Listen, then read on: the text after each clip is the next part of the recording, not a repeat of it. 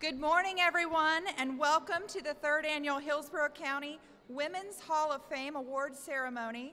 I'm Yvonne Fry, and on behalf of my fellow commissioners, we are so excited you all could join us as we honor these amazing women. We have a wonderful program that I know you will all enjoy, and at this time, if you would please stand as the U.S. Central Command Joint Service Color Guard presents the colors, and Susan Leisner leads us in the Pledge of Allegiance.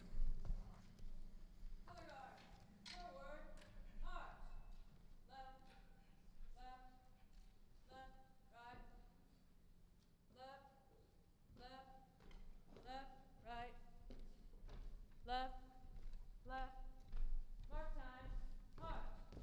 Left turn, march. Color guard, hold. Freeze it, arms.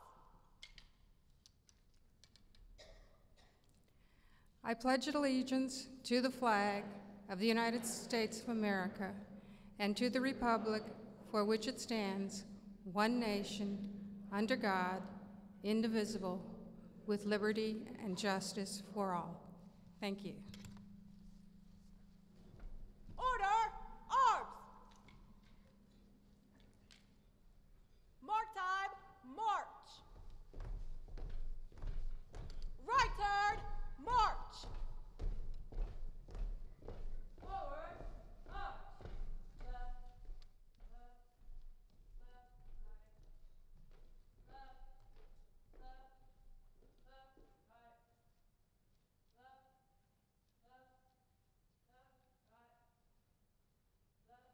Left, left,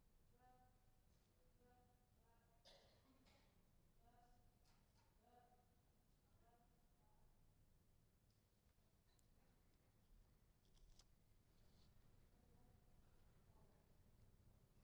Thank you. Please remain standing as Miss Ann Porter offers our invocation.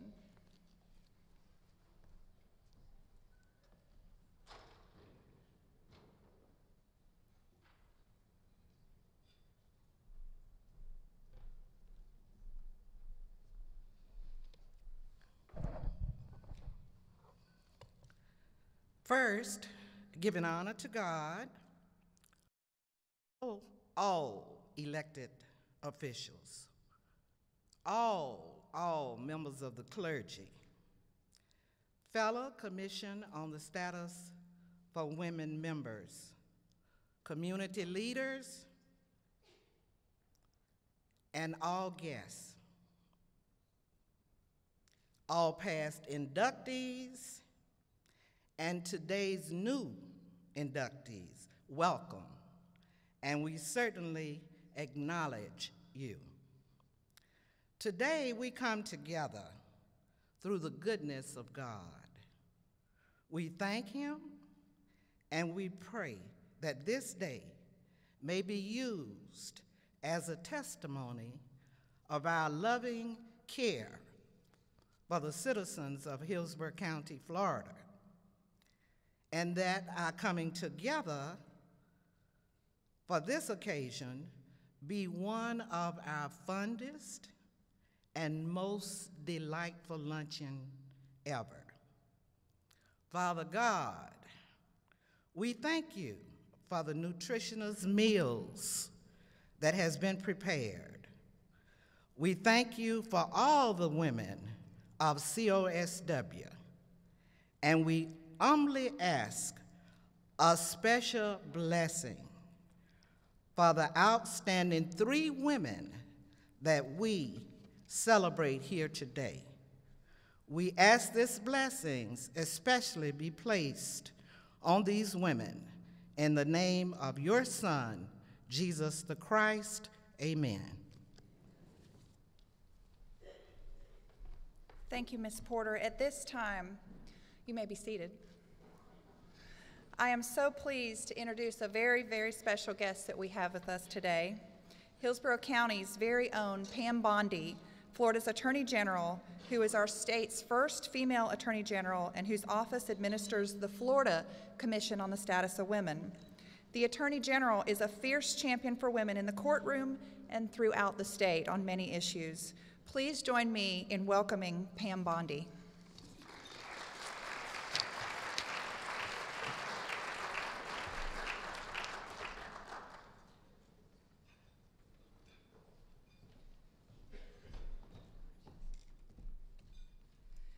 Thank you so much.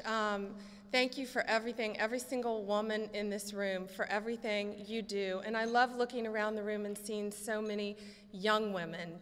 I recently gave the commencement speech at FAMU, and of course I spoke to the whole group, but I specifically addressed the young women at FAMU, and I told them, I said, there are no glass ceilings, because they were broken by great women that came long before we did. And 3 of those women you're going to hear about today. And that's why the Commission on the Status of Women in Hillsborough County and statewide is so very important, because we have got to encourage our young women, because they're our future. And by what you've done in your lives and your careers, I'm looking around this room at all these remarkable women who I know and love, and you have done so much in your careers. And that's why we're here. We're here to help our future generations and mentor young women. One person who's very, very special to me today, and if you say the word miracle, Dottie Berger McKinnon comes to mind. Not only miracle, but saint. Commissioner Higginbotham is going to speak more about Dottie later, but I've been truly blessed in my life to have known this remarkable woman for many, many years. And whenever I'm interviewed as Attorney General and people ask me who my role model is, it's Dottie. It's not someone famous. It's not someone who's been dead for 200 years. It's Dottie Berger McKinnon. And that's because this woman has a heart bigger than any heart I have ever known. She's kind. She's compassionate. She is probably, I see heads nodding because I'm not telling you anything you don't know. Dottie is one of probably the best people in this world. I wish we could all just aspire to be more like Dottie Berger McKinnon. And usually they say no great man without a woman by his side. Well, this is a great woman with a great man by her side. And Sandy, we love you, and you're truly a team too. But Dottie, you're going to hear more about all the incredible accomplishments that Dottie's done in her life later. But if I could just say, everything revolves around children. That has been her passion. That has been her cause. And I have never, ever seen someone fight so hard for the well-being of our children. And everybody's nodding with that too. And I'm telling you, she's got a long way to go, and she's not going to stop for a long time. And Dottie, we love you. We're just so blessed that we have you here in Tampa Bay with us. I'm all over this country, and I've not yet to meet anyone as remarkable as you. You are a friend, you are a kind, generous, loving person, and more importantly, you fight for our children. And I'm so honored to be here, and thank you to all 3 of our incredible inductees today. Thank you so much.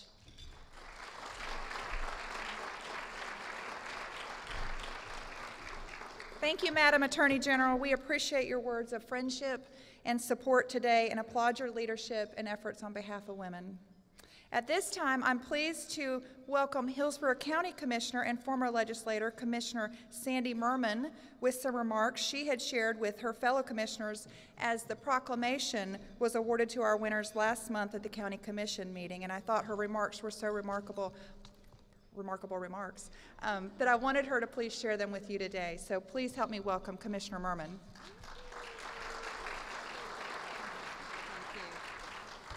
Thank you, Yvonne, so much. And I just want to thank you all for being here today as we celebrate Women's History Month in Hillsborough County. And I want to say on behalf of all of our Hillsborough County staff that we have here, and I know if they could just raise their hands, and then of course we have our Hillsborough County commissioners that are here. We really celebrate this month, and as the only woman county commissioner on this board right now, and I always say right now, I feel a profound connection to the words written in this proclamation that we gave to Yvonne. And here comes the framed version that I forgot on my way out of the office today. So I'll present this to you, Yvonne, if you want to stand here. It is the women of today we owe any of our successes and our freedoms and our opportunities to serve in leadership to so many women who came before us. These women, they're very strong women, battled against all odds to build an unshakable foundation for us to stand on. And for these women throughout our short American history, I know I myself am personally grateful. Without women like Susan B. Anthony, who said failure is impossible, I would not be standing here today talking to you as an elected official, because without her and Elizabeth Cady Stanton, I would not be able to vote for an elected official today. Without women like this, I can honestly say my life would have been much different. Actually, the lives of every woman in this room and our county who have the freedom to vote today. But when we look at women's history, we know that Florida's first Congresswoman, Ruth Bryan Owen, was elected in 1928, and it would take 60 years to elect Florida's first, and to date, only woman U.S. Senator Paula Hawkins. In recognizing Women's History Month this year, we should also remember the women in our community who are the rocks which form the foundation that we build upon today. And many of these women are here today and are now part of the Women's Hall of Fame, and I'm sure soon to be a part of the recently created Hillsborough County Women's Hall of Fame. Our first woman Tampa City Council member was Catherine Barja in 1971. Our first woman mayor of Tampa, Sandy Friedman, 1986. Our first woman county commissioner was Eva Bullard, 1951, who was appointed by the governor to succeed her husband, Frank Bullard, who died in office. Our first elected woman county commissioner, though, Betty Castor, who's with us today, was in 1972, who later would be the first woman elected to the Florida cabinet as education commissioner and then the first woman president of the University of South Florida. So during the month of March, let's applaud Betty. Awesome. So during the month of March, we will honor women with a purpose, women with a heart, women with passion, and women with strength. And we will honor women who say, failure is impossible. And with this, I present this proclamation to Yvonne once again, but we'll read it so everybody can listen to all the great accomplishments. Whereas women throughout history have played an integral role in the advancement of our society, and the Florida legislature created a Women's Hall of Fame in 1982 to recognize women who have made significant accomplishments that have benefited the citizens of the state. Starting in 1987, every March is designated by Congress and presidential proclamation as Women's History Month throughout the United States in celebration of the many achievements of women in American society. Whereas the Hillsborough County Board of County Commissioners created the Hillsborough County Commission on the Status of Women on April 16, 2003, to study and advise the board on all matters pertaining to women in the community. Whereas the Hillsborough County Commission on the Status of Women has analyzed issues impacting women in Hillsborough County and consequently produced detailed action reports including children's needs in Hillsborough County, women's health issues and health care in Hillsborough County, employment issues for women in Hillsborough County, housing issues for women in Hillsborough County, and the Forum on Women Veterans and Forum on Sex Trafficking of Minors, and have conducted comprehensive workshops as a strategy for implementation of these recommendations. The Hillsborough County Commission on the Status of Women created a Hillsborough County Women's Hall of Fame on March 16, 2011 to honor those Hillsborough County women who have made remarkable and lasting contributions to the quality of life for all residents in our community. So now therefore be it proclaimed that the Board of County Commissioners of Hillsborough County, Florida, recognizes March 2013 as Women's History Month in Hillsborough County, and hereby endorses the 2013 class of the Hillsborough County Women's Hall of Fame to be administered by the Hillsborough County Commission on the Status of Women and honors all their achievements. The following women will comprise the 2013 class of the Hillsborough County Women's Hall of Fame: Dottie Berger McKinnon, my friend, Jules Shannon Smith, and Deanne Dewey Roberts. Signed by all 7 county commissioners. There you go.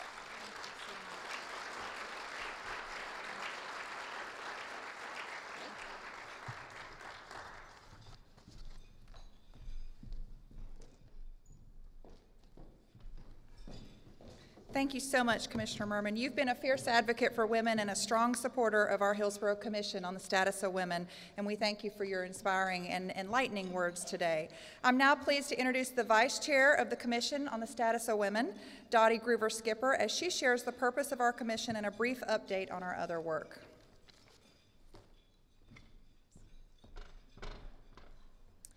Thank you, Yvonne. The Commission on the Status of Women was created on April the 16th, 2003, to advise the Board of County Commissioners, the county administration, the community, and all agencies and persons in Hillsborough County with respect to all matters pertaining to the status of women, including but not limited to discrimination against women, employment of women, education of women, establishment of daycare centers in the community, attitude towards women in the community, not including abortion, and make specific reports and recommendations to these bodies. The Commission on the Status of Women is comprised of a group of 13 women. 7 are appointed by the 7 county commissioners, 6 represent organizations that hold a permanent seat on the commission, and in the fall of 2010, we held a forum to update our health report. As a result of that hearing, we adopted 4 focus areas. Those areas are homeless female veterans, health and healthcare access for women and children, domestic violence, and our 4th area of focus, and the reason that we're all gathered here today, is the creation and maintenance of the Hillsborough County Women's Hall of Fame. Most recently, during November of 2012, our fall forum on the sex trafficking of minors brought together more than 80 survivors, advocates, law enforcement, and community leaders to share experiences and expertise and develop viable solutions to the crime of sex trafficking of minors. Following the keynote speakers, roundtable discussions focused on 4 main issues: identification of those who are at risk, prevention, how to respond, and increasing awareness. In order for the information discussed at the forum to move past a discussion and into action to combat this issue in our community, the Commission on the Status of Women recommended raising awareness of the issue in the community through education in schools and public service announcements, and greater publication for the hotline numbers to call if the sex trafficking of minors is suspected.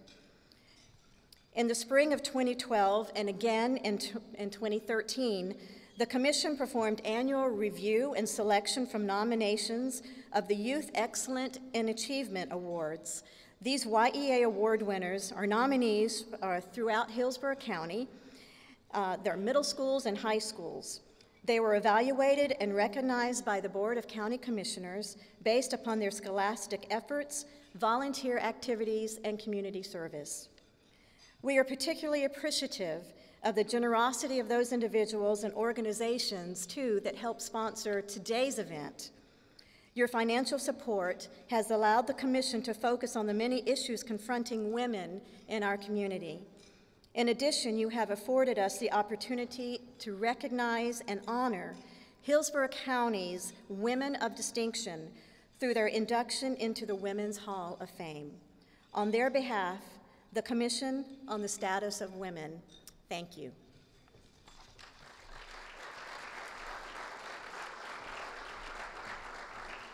Thank you, Dottie. We're a busy group and appreciate all the partners that we have throughout the county who work with us to advance the status of women. It's my pleasure now to welcome Mindy Murphy, there she is, to introduce the rest of the commission and who they are appointed by. Thanks, Yvonne. It is my pleasure to introduce both the women who serve on this year's Commission on the Status of Women and the commissioner or representative of the agency responsible for their appointment. As I call your name, will you please stand and be recognized? Denise Chavez, appointed by Commissioner Sandra Merman, who's Commissioner of District 1.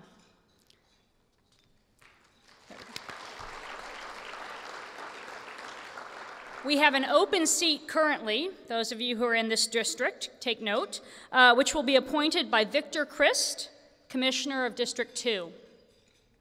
Ann Porter, appointed by Leslie Les Miller Jr., Commissioner, District 3.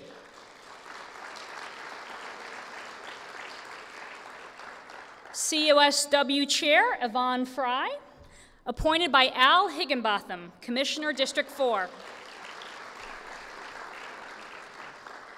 COSW Vice Chair Dottie Groover Skipper, appointed by Ken Hagan, Commissioner, District 5.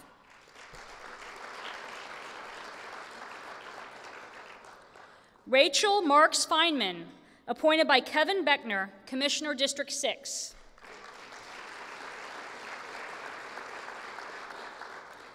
Susan Leisner, appointed by Mark Sharp, Commissioner, District 7.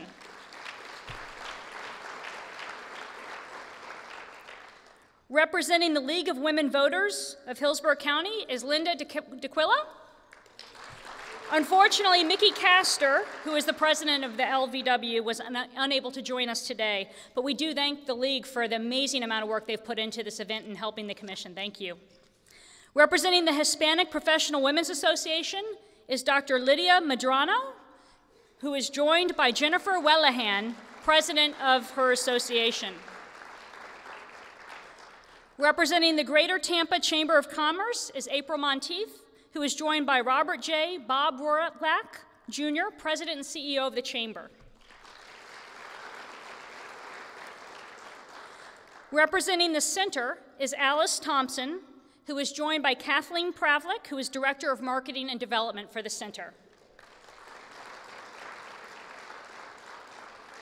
Representing the National Council of Negro Women is Geraldine Twine, who is joined by Ms. T. Solomon, Section President of the NCNW. And finally, representing the Spring of Tampa Bay, me, I'm joined by Doug McCree, who is our board chairman. Please join me in a final round of applause for all these COSW members and the commissioners or agencies who appointed them. Thank you.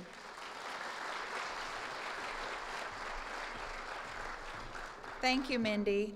We have a lot of other distinguished guests with us today, and we must begin by recognizing our previous winners. Our charter inductees of the Women's Hall of Fame 2 years ago that were able to join us, or their representative today, the Honorable Betty Castor. Please stand and be recognized.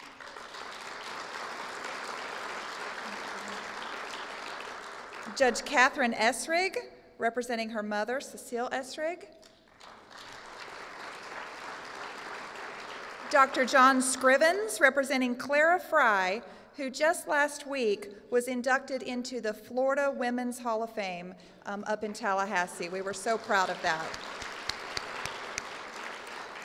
And also Dr. Cheryl Rodriguez, representing Sylvia Rodriguez Kimball. Thank you. From our 2012 inductees, the Honorable Jan Platt is with us today. And Commissioner Les Miller is representing the Honorable Gwen Miller. Our elected officials, and if I miss somebody, come see me and tell me about it, okay? Oh, Helen Gordon Davis. Frank. Please excuse me. Thank you, Susan. Yes. They were both in the inaugural class, the first year, and amazing women. Thank you so much, Susan. Our elected officials, Mayor Bob Buckhorn. Thank you for your hospitality here today. Enjoy it very much. The Honorable Bob Enriquez, Hillsborough County Property Appraiser. He was Dr. Stacy White, Hillsborough County School Board. Tampa City Councilman Harry Cohen. The Honorable Alex Sink.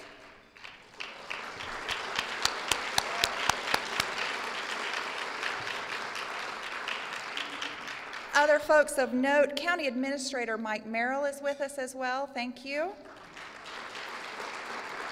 County Attorney Chip Fletcher. Thank you. And also, I'd like to mention the Honorable Helen Chavez. She's with us today as well. A legend, and yes. We're all delighted that you could join us today to honor our winners. Our next introduction will be by Linda DeQuilla, who actually is my hero today. Her work to bring together all the details of this event is so appreciated. You can come on up. She recently retired, but she is working harder than ever on behalf of our community, even from a distance when she's been out of state. Please welcome Linda to introduce our keynote speaker.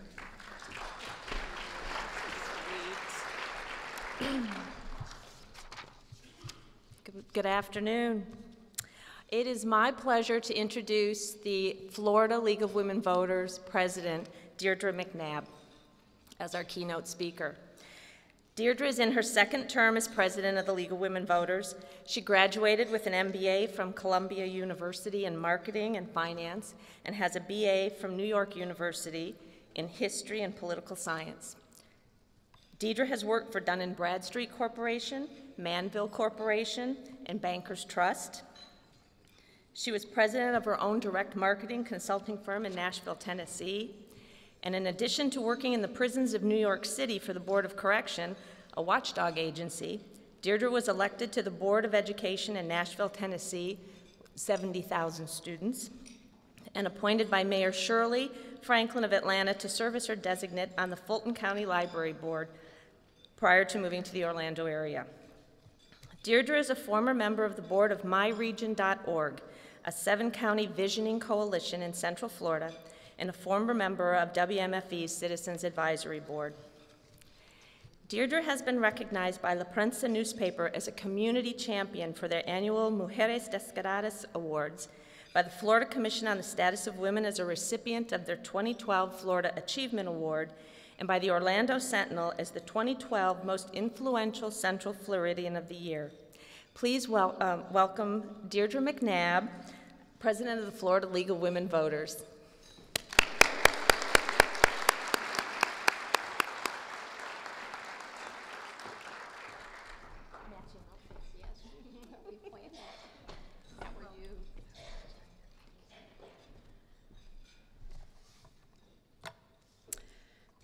Good afternoon, everybody. It is great to be here in beautiful Tampa, Florida. About 150 years ago, there was a young woman who came to a meeting just like this one.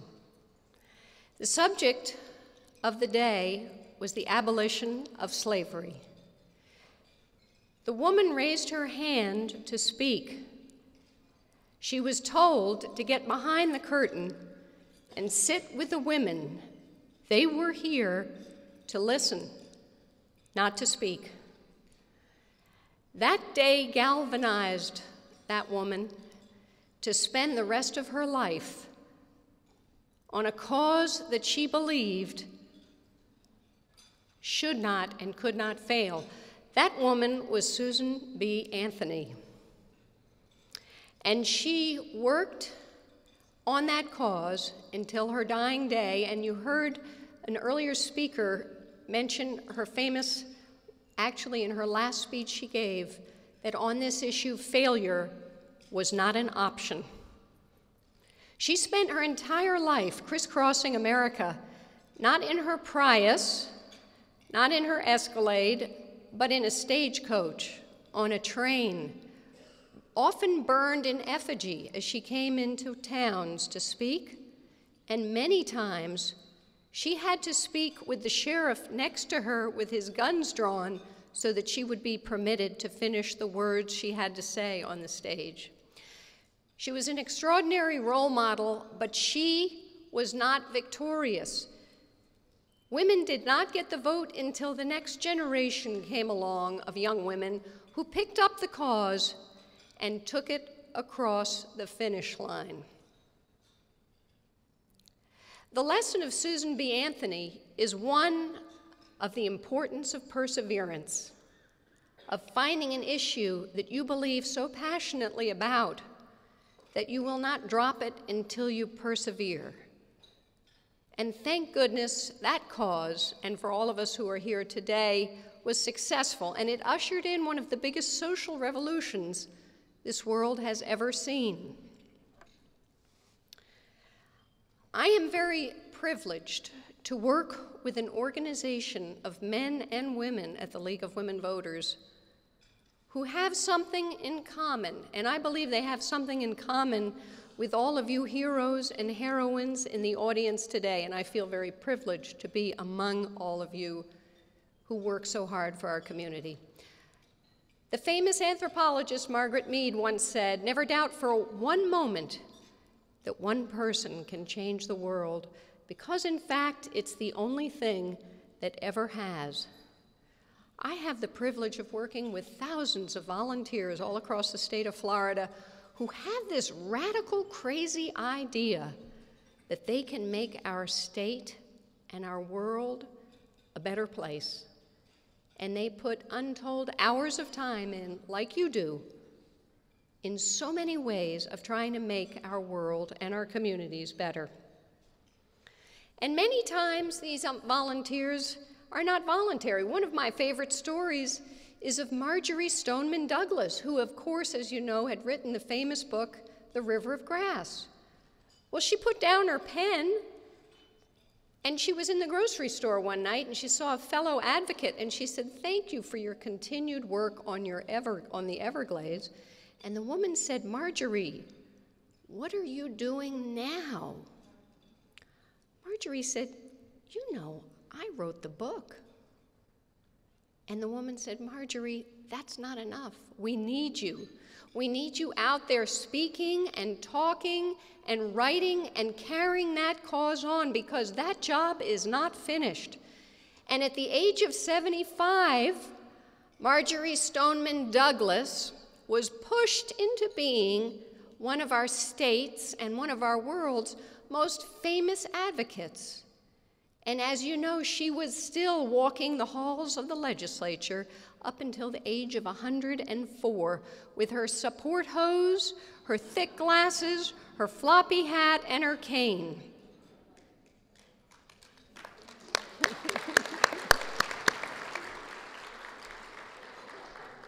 Well, we all know, because we live here, that we are citizens of a very special state. I like to call it a sandbar surrounded on three sides by water. Our league members in the Keys have an issue that they care a lot about. It's called climate change and rising oceans, and it's one that we need to pay attention to. But we're in a very special place, and it is this year that we celebrate 500 years of Florida history, when Ponce de Leon, who supposedly was looking for the fountain of youth, arrived and named our state La Florida after its beautiful natural resources, flowers, springs, and rivers. Florida, the first frontier for America and the last frontier, one of the last states to get settled. It is a state that has had to constantly reinvent itself, and the Keys, to me, is a perfect example of that, starting with piracy, moving on to sponges, shark leather, pineapples, and finally tourism. However, it wasn't too long ago that I heard a speech by your very own Martin Dykman, who was talking about the state of Florida, And at the end of his speech, and he was talking primarily about Tallahassee, his final comment was the unrolling of the pirate flag, which led me and him to wonder if we had gone back in some ways to those days of piracy. Florida is a state that has huge opportunities available to it, with our amazing coastline, our natural resources, our many healthy cities and beautiful countryside that are one of the reasons that so many people come here to fish in our lakes, swim at our beaches, and enjoy the beauty of the state. However, with those abundant natural resources, we have great challenges. And the League has kept our eye on many of them, starting with election reform. None of us in this room want to or need to be reminded of the year 2000, but Florida made great strides, and we had much to be proud of in elections. We backtracked in a major way, and I'm glad to say that now in Tallahassee, we are seeing some very promising signs of formative and critically important election reform. We are also seeing the legislature take the bull by the horns on ethics and on campaign finance reform, and on that, we must salute our legislature. Other areas include our springs. Recently, the New Yorker, in last week's article, had an article about Florida's beautiful springs, once pristine, now green and hairy and in a death spiral. This is one of a number of issues that our state must address. We also have the issue of public transportation, and I know this is an issue of great interest here in Tampa. We fought the battle in Orlando, and much like Susan B. Anthony, we thought it was too important to fail, and finally we were able to get Sunrail approved. That will be an important first line segment, but things like that only happen when the people involved refuse to give up and speak out as citizens. It takes great courage, and today, if there is a message that I hope I will leave with you, it is the power of one. And an individual in this state who showed that in spades was a man by the name of Harry Moore, who grew up and became one of the first executive directors of the NAACP in the state of Florida. He went on to register almost 150,000 African American voters. He investigated lynchings, and he encouraged African Americans to vote together as a bloc. Harry and his wife Henrietta, on their 25th wedding anniversary on Christmas Eve, were blown up and killed by a bomb under their house. It takes courage, it takes perseverance, and the work of Harry and the work of Henrietta, the work of Marjorie Stoneman Douglas, and the work of Susan B. Anthony must be continued. And I can think of no better group than those of you in this room who have already done so much for this community. But there is more to do and farther to go. And I would end with one last story about a young man by the name of Harry T. Byrne. It had come down to the state of Tennessee to see if women's right to vote would be granted and placed in the Constitution. In those days, the people who supported wore a yellow rose, and those who opposed it wore a red rose. Harry T. Byrne was wearing a red rose. He was prepared to vote against it. He was 24 years old, the youngest legislator ever elected in the history of Tennessee, and it came down to a 50-50 vote. Harry T. Byrne was the last one to cast his vote, and as he was about to do so, someone rushed down the center of the aisle with a telegram from Harry's mother. And the telegram said, "Harry, do the right thing. Vote for women to get the vote." And Harry Byrne switched his vote. And women today in America have Harry T. Byrne's one vote to thank for putting us in the Constitution and protecting our right to vote. People often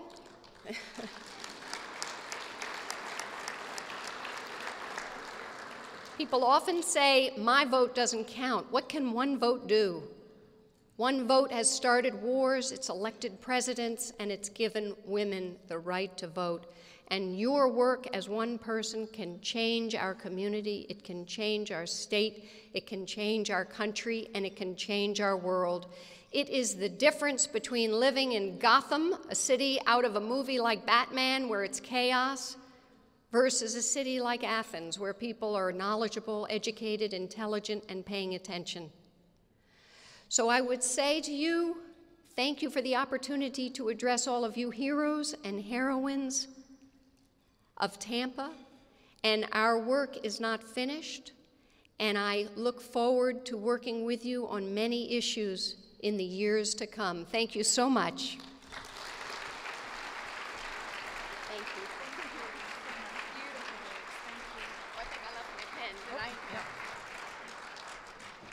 Thank you so much. I heard from that the power of a mother is great. Wonderful. Now, for the moment that we've all been waiting for. The journey of 3 lifetimes brings us together today. To begin our induction, Commissioner Al Higginbotham will introduce the Honorable Dottie Berger McKinnon. As many of you will remember, Dottie honored the COSW by serving as keynote speaker last year at the 2012 Hillsborough County Women's Hall of Fame induction ceremony, and as she always does, touched us deeply, and we're so honored to honor her today. Commissioner Higginbotham. Thank you, Yvonne, and as you note from your program, I was not on schedule today, but General Bondi called me a short time ago, about an hour and a half ago, and asked if I would step in for her. And I said, on the condition that I get her dessert. So, Dottie, leave it alone. We heard our keynote speaker talk about that fountain of youth, which was discovered 500 years ago. And sometimes we kind of snicker about that, but there was a fountain there. But that fountain was full of gifts, much more than just the promise of youth. It was full of enthusiasm. It was full of understanding. It was full of trust. And those are words that really make me think of Dottie when it comes to the induction today into the Hillsborough County Women's Hall of Fame. Once in a lifetime, you get to meet someone who is different, who's truly special, someone who cares with compassion, who cares without qualification, someone that you can confide in, a trustworthy person. And I owe a lot to Dottie. People have asked, who do I, as a county commissioner, try and style and conduct myself like, and it's Dottie. And Dottie will remember that lunch that we had one day at Buddy Freddy's restaurant, where she encouraged me at some point in the future to run for public office. And I told her, I said, I never see myself on that side of the equation, and here we stand. And I owe a lot of that to you, Dottie. But trust, one of those values and gifts that we found in this fountain that we all take a drink out of from time to time. But trust doesn't come with a refill. Once it's gone, you'll probably never get that trust back. And if you do, it'll never be the same. But Dottie is someone that this community has come to trust, someone that we have given that understanding and extended that trust. We have entrusted Dottie with those who are most vulnerable, the children, those who are not as fortunate as us. And when Dottie talks about her time on the county commission, she talks about and is noted for that outreach. She has conducted herself in a way to influence through example. You only have to look so far as how she acts in this community. As a young man back then, I'd like to say I was young some 20 years ago, but a young man that you were reaching out to, I said, I want to be like this person, not in public office, but just as a contributor, someone who can give back through that fountain. Reminds me of the words of Robert F. Kennedy, in which he said, each generation owes and accounting to its own. And that's what Dottie has done. She's made sure that she has found not a safe haven, but safe havens for those children, those who have been neglected, who have been abandoned, who have been abused. And what greater life of mission than to leave a legacy that will go on for generations and generations. I think best, and as I asked Dottie to come up and say a few words, it's the nickname, as I call you up here, that you've earned, and that is Saint Dottie. Welcome and congratulations.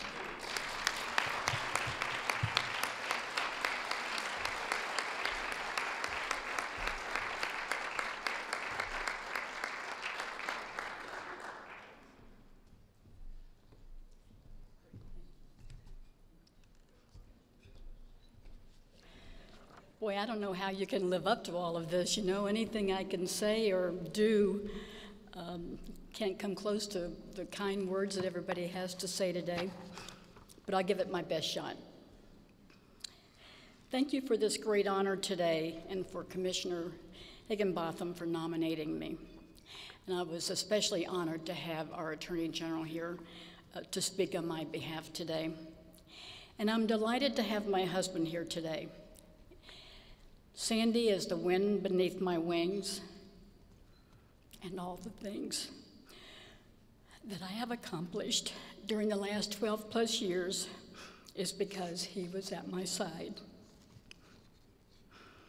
We were dating 14 years ago when I was diagnosed with breast cancer, and he didn't desert me even though his wife and sister had died from breast cancer. I wasn't going to get emotional today. I was just going to be up here and be so cool, but it's kind of hard to do. We built a kids' place at Judge Martha Cook's request over a year and a half. I knew how much work was involved, from rezoning to raising funds. What I didn't foresee was the economy taking a tank so fast and so dramatically. My experience in building Joshua House 21 years ago and my experience of being a county commissioner helped the process. Judge Cook and DCF wanted a center for children coming into foster care where siblings could be assessed and kept together. Before we opened a kids' place, kids were split up and put into different foster homes, sometimes never to be reunited because the foster families would want to adopt the child that was in their home, but they didn't know the siblings of that child. The sheriff will tell you how heartbreaking it is to put the kids in different squad cars to separate them, all with the kids just crying their hearts out. We both feel that if we can keep the kids together, that down the road we will keep them out of jail because they would not have had this void in their lives. Think about that. How would your children feel if they were removed from their parents and then torn apart from their siblings? Keeping them together was not a priority when placement had only a few hours to place these children. At a kid's place, we have house parents who simulate a family, having their meals together, having planned outings, doing homework. And we've had a couple of house parents who ended up adopting the children who were in their homes. We're a residential facility with 60 licensed beds and 5 homes, each with 12 children in a cul-de-sac setting. Back to my husband. I bring all this up because we had raised $3.5 million of a $5.5 million project when I was diagnosed with bile duct cancer, a very rare kind of cancer where there is no established protocol because the patients in the study would all die before the study was completed. My husband said he was a fix-it guy, but he couldn't fix my problem. And he wanted to take the burden off of me during this trying time. So he issued a challenge. He would put up $1 million and get others in the community to match it, because we had $2 million we had to raise. I'm not sure how many friends we have today, as a matter of fact. They see us coming, and it's like, oh no, here they come again. I get credit for making this happen. He truly is the epitome of a husband's love for his wife. In life, we go through so many stages, some no-brainers, others are just part of life. But along the way, our commitment to lift others up is what will define us.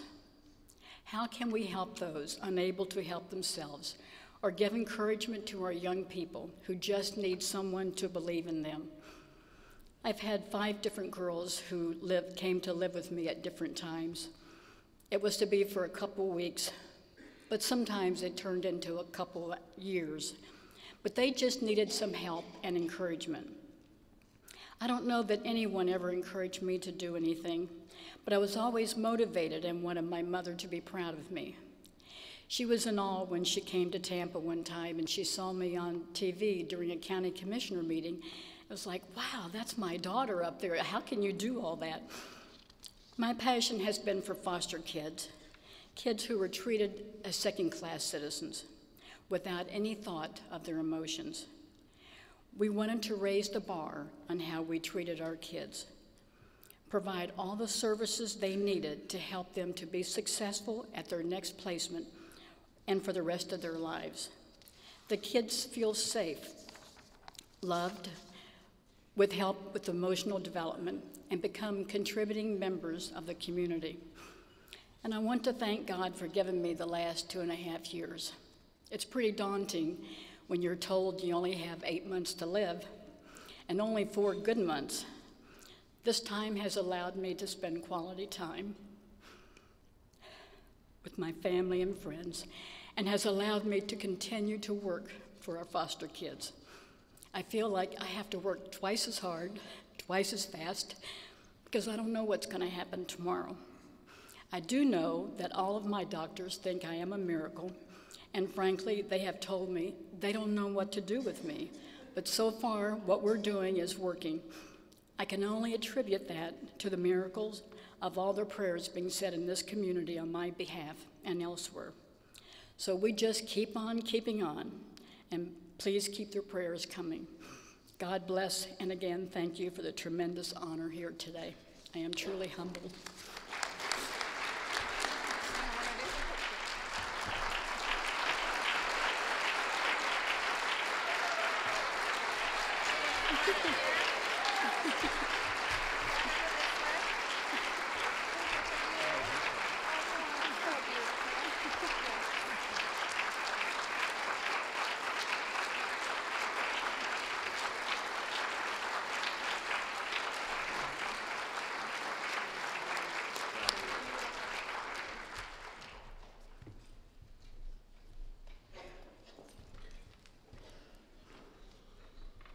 Somebody might have to bring me a tissue if this continues on. Thank you so much. That was beautiful.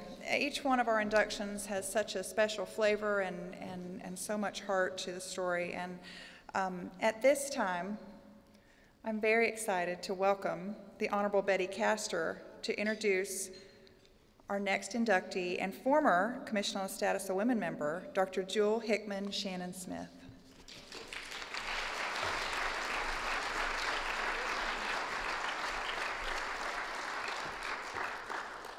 Well, that's a hard act to follow, right?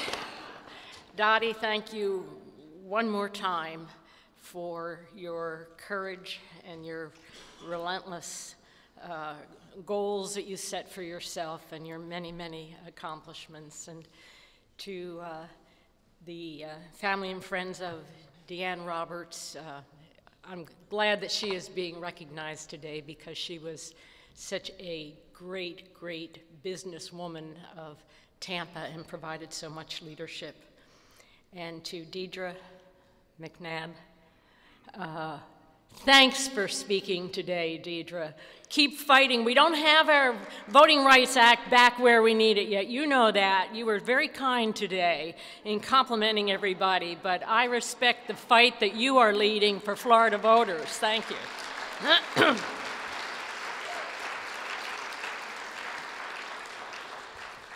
Well, it is an honor to introduce Dr. Jewel Smith for this prestigious and very well-deserved award.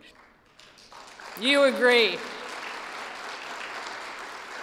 I've known Jewel for many years, primarily through her professional career at the University of South Florida, where she retired after serving over 31 years. She saw some presidents come and go. She's an exceptional woman of accomplishment and an outstanding role model. Dr. Smith's most recent USF position was as founding executive director of the USF Women in Leadership and Philanthropy program, a concept she developed with her longtime friend and fellow Oklahoman, Carol Morsani. Thanks, Carol, for being here today to cheer Jewel on. Before retiring, she and co-founding members raised over $1.5 million to endow scholarships for female students and to provide research grants for women faculty. Her work is her legacy as the program continues to thrive and expand on her initial groundwork. The only break from USF that I know of was during the tenure of her husband, Dr. John Smith, who was appointed president of Fisk University in Nashville, Tennessee. In that capacity, as you can imagine, she ably filled the role of First Lady with all the charm and graciousness that we have come to know. Jewel also exercised her substantial energies at Fisk, developing a women's leadership initiative and a student-focused program in human relations and diversity. That should not have surprised anyone, since Dr. Smith's other primary contribution at USF was serving as the founding executive director of the Institute on Black Life and the Center for Africa and the Diaspora. Again, Jewel was in her element. She developed scholarship programs, recognized outstanding members of our minority community, mentored young women, and brought nationally known guests to the campus and the community. There are so many, I hardly know where to begin, but my favorite was Bishop Tutu. I think you set the bar pretty high with that one, Jewel. She was the visible go-to person and helped to foster a true town and gown relationship. Her interest spread to the African diaspora as she connected to African leaders and organized successful academic exchanges and trips for faculty as well. One of those was a memorable trip in which I participated to South Africa immediately following independence, in which we visited with the first ever Black South African surgeon who Jewel just happened to know because he completed his residency at USF and Tampa General Hospital. What a thrill that was. What a thrill. Her career, of course, started at the Counseling Center, like many of us at USF, then the Center for Human Development. As a professional, she was the total package for the university. In the community, she also made her mark. She's known by her Athena sisters at home and her colleagues on the National Board of Habitat for Humanity. She's recognized by the members of Lynx International, as well as the members of the Central City YMCA. It's especially fitting that she is recognized today by the Commission on the Status of Women, an organization in which she served and a cause which she has championed. Now, having said all of that, you would have thought, geez, how could Jewel have done anything else? But she is joined today by 5 children, so she wasn't given every minute to the university. And I just think that Kenneth, Babette, Lisa, Angela, and Gina, you just got to stand up and wave so we can see the Jewel's progeny.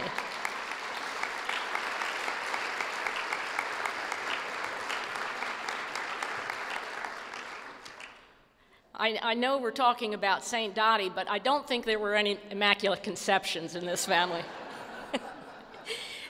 Jewel is also joined today by our good friend and her husband, former faculty member and dean of the College of the Arts, Dr. John Smith. Jewel, congratulations.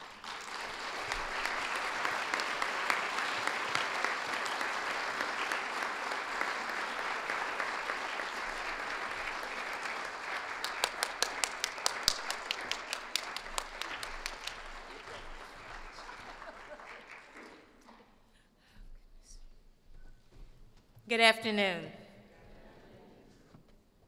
Wow, I told Betty she took my speech. She took it all. Thank you so very much, Betty, for that wonderful, wonderful introduction, and good afternoon. And thank all of you for honoring me today. When I was told by Yvonne Fry that I would be a recipient of one of the Women's Hall of Fame awards, I was totally, totally surprised. And I'm truly humbled to be receiving this honor. But first, let me congratulate the other recipients. Dottie, congratulations for the outstanding work that you have done to make a difference here in Hillsborough County. You truly are to be congratulated. And congratulations to Deanne's family and to Deanne. Deanne is truly here with us in spirit. She was such a very, very special person to me. I am also appreciative to our dedicated Board of County Commissioners for your support of women and families throughout Hillsborough County. Special thanks to Chairwoman Yvonne Fry and all of the members of the Commission on the Status of Women. I appreciate that for the vision that you had to establish Women's Hall of Fame Award. And thank you so very much for selecting me as one of the inductees. But ladies and gentlemen, I'd like you to know I would not be receiving this award and this recognition today had I not been nominated by two very special people who felt that my community involvement was worthy. Lorna Taylor, President and CEO of Premier Eye Care, is such a very, very close friend and who has supported me in so many ways. I recall asking Lorna to consider joining the women's leadership effort at USF. She did, and immediately became one of the founding members and a major donor. She recently just returned from London, where she represented the Green Belt movement, and she informed me that, of course, she just met the Prince. So we're glad that Lorna is here. Thank you so much, Lorna, and thank you so much. I call you my sister. And Lorna, would you please stand and let people recognize you? Thank you. Betty was my first female president, which has already been mentioned, but she established a mentoring program for faculty and staff who were interested in higher education. It was very difficult. If you're interested in pursuing higher education, most of the time you would be right there. Betty put these particular programs in place, and the mentoring program was one of those. She also, as she's indicated, supported the Institute on Black Life and the Center for Africa. And as she mentioned, we did make the trips to Africa, and she did meet the president of Uganda, where she has a school right there in Uganda. So Betty, thank you so very, very much. And please stand again. Stand up.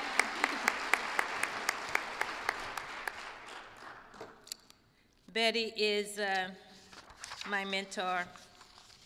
She has been there, as she's indicated, for both John and me. Let me just say, as you know, I am from Oklahoma. And after we moved to Tampa over 40 years ago, I was asked many times, where are you from? Where are you from? It's like I wasn't supposed to be from here, right? Where are you from? And I said, Oklahoma. And they would say, where is that? Like, where is that? And I wasn't sure if they were just having fun or were they? But now, when I say Oklahoma, the home state of Leroy Selman, the home state of Carol and Frank Morsani, they say, oh, Oklahoma. It makes a difference. With that said, I am truly blessed to have my family here with me today from Tulsa, Oklahoma City, Minnesota, Atlanta, and Miami. Would you all please stand again, everybody? They all have come in for this. And as Betty has mentioned, I told her she had taken my speech. I'd like to recognize the former Dean of the College of Fine Arts at USF and the 12th President of Fisk University, but most importantly, the person who's been by my side, Dr. John L. Smith, Jr. Would you please stand and be recognized?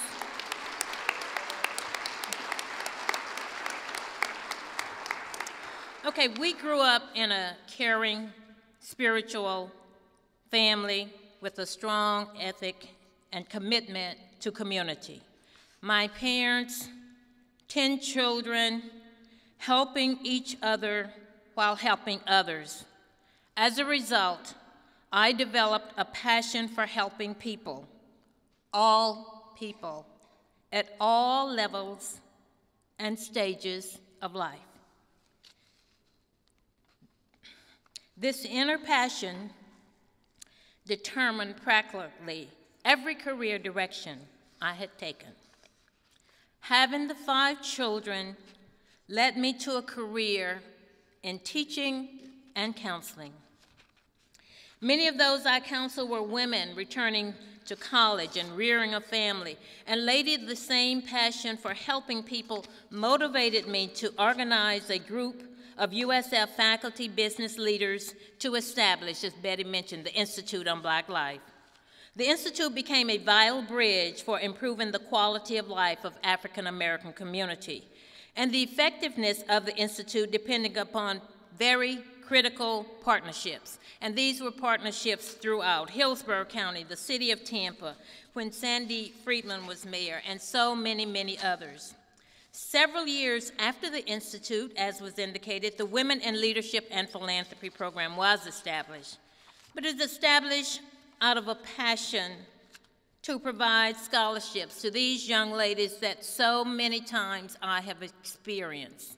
Our students come to school and many of them are rearing children, and it is very difficult for them. So by reaching out to Carol Morsani, better known as Dr. Carol, to serve as the honorary chairperson of the program with individuals such as Betty and Lorna Taylor. They were, along with Ann Ross and so many others, jumped on board, and we established an endowment to fund various programs as well as scholarships. There are, however, many organizations that have supported our initiatives throughout the university. And as was mentioned, the Tampa chapter of the Links Incorporated, and they are here, and they have always supported me and my efforts at the University of South Florida, with Ruth Duncan Bell being president and Kay Andrews vice president. The Athena Society. I've been a member of the Athena Society over 30 years, and this group really embraced me, took them under their wings. Dory Beach, Susan Bucklew, Gwen Young, Carolyn Reed, Morberg, of course, Marion, of course, Mary Scrivens, and of course, Eleanor. Gamma Theta Omega, Alpha Kappa Alpha, the Pi Phi Cusi, but more importantly, too, is the church.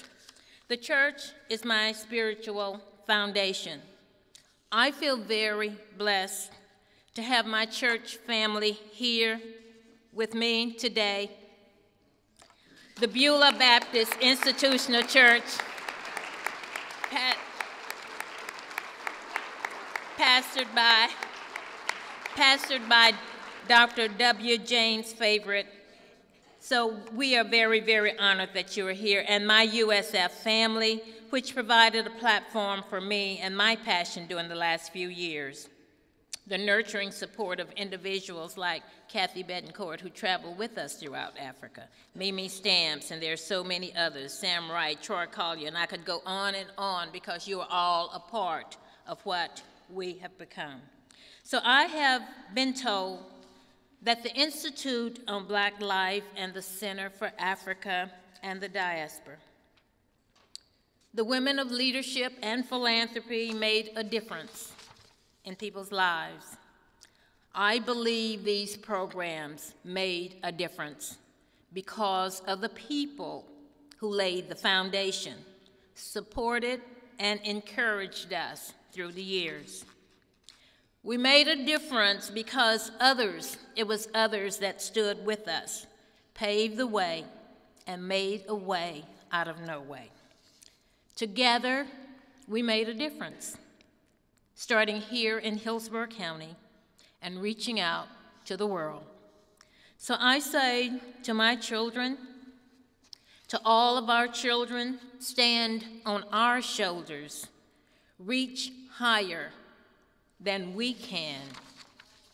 Because today, standing here receiving this honor,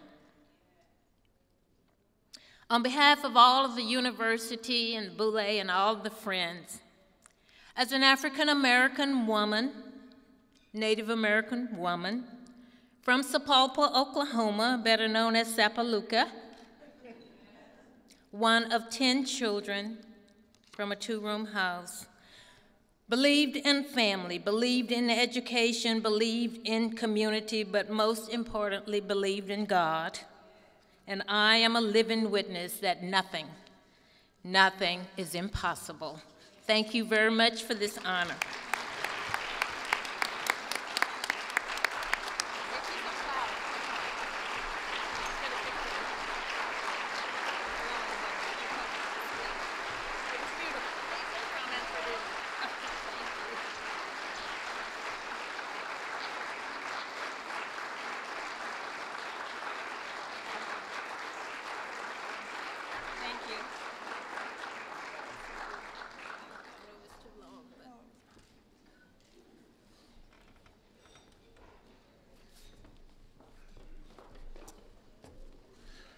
Wow.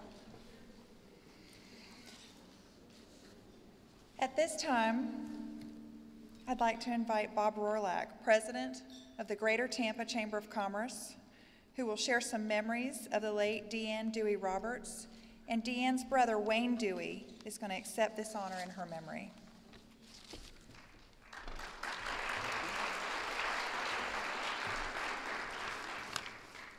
Good afternoon, everyone. So the Hillsborough County Council, Hillsborough County Women's Hall of Fame, and Deanne Roberts, peanut butter and jelly.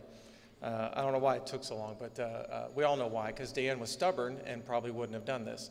But to this year's honorees, thank you for doing this. You are an inspiration to all of us. We appreciate you being here. So here I am.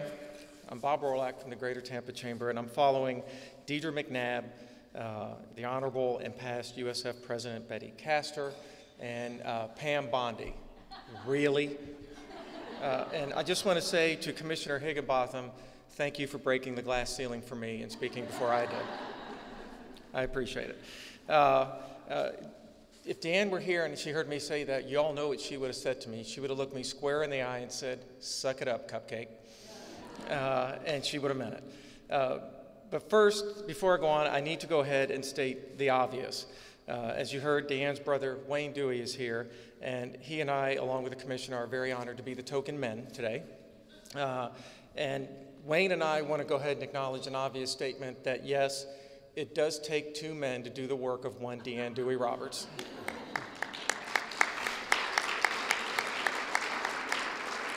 And she would have kicked me for that, too.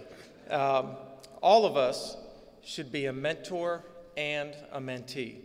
Leadership succession is a continual process because there are always people coming behind you. That was Deanne Dewey Roberts. She said that way back in 2008 as she worked in this community to not only make it better for those now, but thinking about those that were yet to come and wanting it to be a place that people would want to come to. She was always thinking that way, always ahead of her time. Young people, aged 24 to 35, are the work and show horses in today's economy because they work long hours and have the most up-to-date skills. To appeal to this group, you have to be a community attractive to singles, not just the traditional family. That quote also was from Deanne. But way back in 2004, when the issue of being attractive to the emerged sector, to the young professionals, wasn't even being discussed, but Deanne was thinking that way. That's the way her vision worked. She worked on things today, but thinking of the long term, never expecting to see the benefits of her work and what she invested in the community. Also way back in 2004, I was living here, working for the chamber previously. I was the father of 2 small boys under the age of 4, and my wife was pregnant with our 3rd son. She should be in a Hall of Fame. And I was out of work and didn't know what I was going to do. And as I was going through that panic stage, I got a phone call from Deanne, who I really didn't know very well at that time, but I knew her. And she said, "I want you to come see me." I was like, "Oh, okay, fine." I said, "I don't want to work in a communications company. That's not what I want to do." "No, fine, I'll go see her." So I went to see her, and without missing a beat, she met me at the door and walked me back and showed me what was going to be my office. I said, "Deanne, I really don't see myself working here." And she goes, "You're not." I was very confused. What she did was gave me an office to work from as I was going through my job search, finding out what I was going to do, where I was going to be. So I had somewhere to go, so I looked productive, so I had somebody answering phone calls for me as people would call me back, and I was still being seen as vital and useful and keeping me going. She knew exactly where to grab me by the collar and keep me going. That was Deanne. Bottom line, Deanne rescued me when I wasn't sure what I was going to do or where I was going to be. Now, years later, when I saw her and said, "You know, I remember back and I really thank you and appreciate," stop. She wouldn't let me go on. Cut me off. Typical Deanne. Would not let you acknowledge her, would not let you thank her for what she had done. Very typical Deanne. Well, here today, not only did I get to go on and tell that story, but we're going to make it official. Thank you, Deanne. I appreciate what you did for me.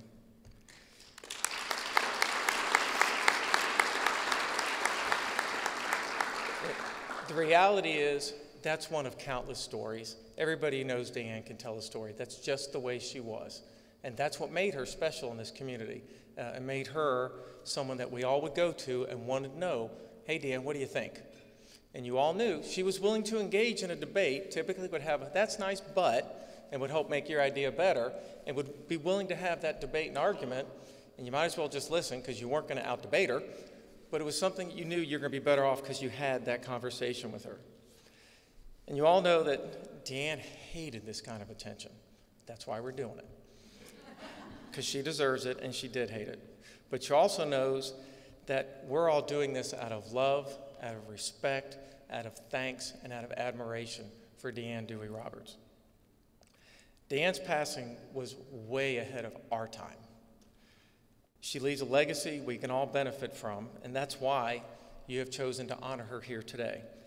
We are a better place because Deanne was here. That was her commitment. She wanted this to be a better place for people she may not ever, ever meet.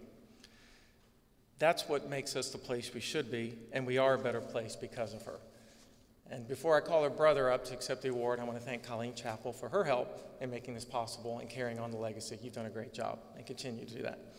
But Wayne, it's lonely up here being one of the token men, so I hope you will join me as we continue to honor Deanne Dewey Roberts.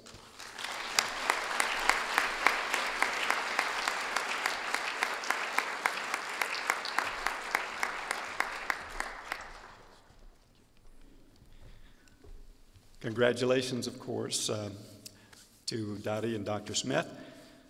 And what an inspiring event this is today. So thank you so much for welcoming me. My sister loved Tampa. We're the third of 4 generations in Hillsborough County. She loved its geography, its institutions, schools, and mostly its people, especially those who work to serve others and to serve this great community. Her passion was encouraging, sponsoring, and mentoring young professionals in public relations and in other fields as well, and stressing the leadership qualities we will undoubtedly require from our leaders of tomorrow. She lived it through her dedication and support for the Chamber, Emerge Tampa, Leadership Florida, Connect Florida, USF, and so many others.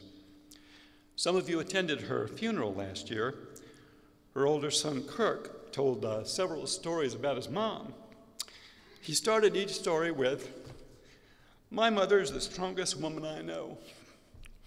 In the years since, I've learned from so many of Deanne's friends and associates how she has truly inspired and motivated them in their professional and personal lives. On behalf of Deanne and her family and friends and her family at Chapel Roberts and all who carry on her work, thank you for this great honor. And I know Deanne would want me to congratulate all of the existing Hall of Fame honorees as well, and also the many unsung women who were all heroes in our lives. Thank you very much.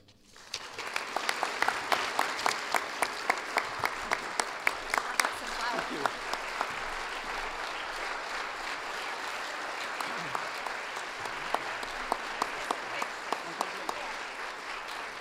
And the flowers are going to Colleen.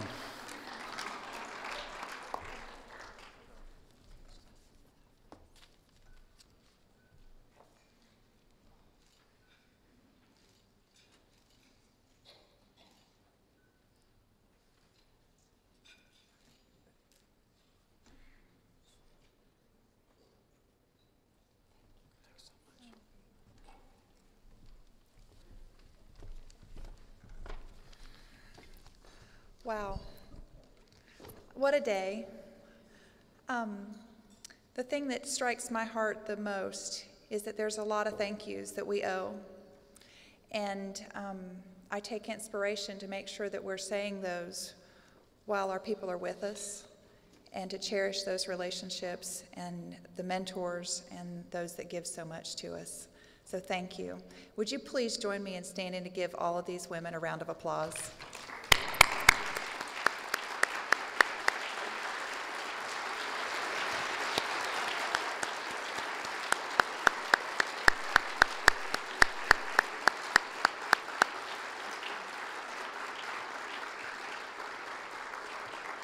Thank you. Next year's event will take place in the spring, and requests for nominations will go out in November, and we encourage each of you to nominate one or more of the many women of influence in our community, and you see the impact the nominators have had and appreciate their work. Thank you to our sponsors. They've made this event possible: Premier Eye Care, the Bank of Tampa, Dottie Berger McKinnon, Chapel Roberts, the Greater Tampa Chamber of Commerce, Hillward Henderson, HTV, thank you very much, the League of Women Voters of Hillsborough County, LifeLink Foundation, Susan and Richard Leisner, Mindy Murphy in the Spring, the National Council of Negro Women, and Wilson Funeral Home. Thank you all so much for your generosity for this event.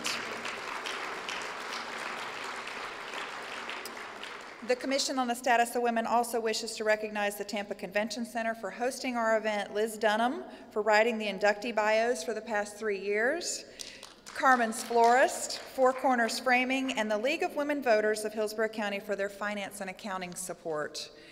We also offer a very special thank you to our Hillsborough County government colleagues who work tirelessly to help make this event a success. Could I ask Beth Pitlick to stand? Brandon Wagner and Beth Smedley are with us today. Thank you. I also want to thank Representative Kathy Castor, who couldn't be with us today but is here in spirit as she sends again this year the magnificent and informative Women in Congress books that are given to our 3 inductees again this year. They're a tremendous book and beautiful. You can see back on the back. Please look under your saucer. Somebody at your table gets to take the beautiful arrangement home. And we also ask that you leave your name badge on the table so we might use them again. And we look forward to seeing you next year. Drive careful, and again, thank you for joining us for this celebration today.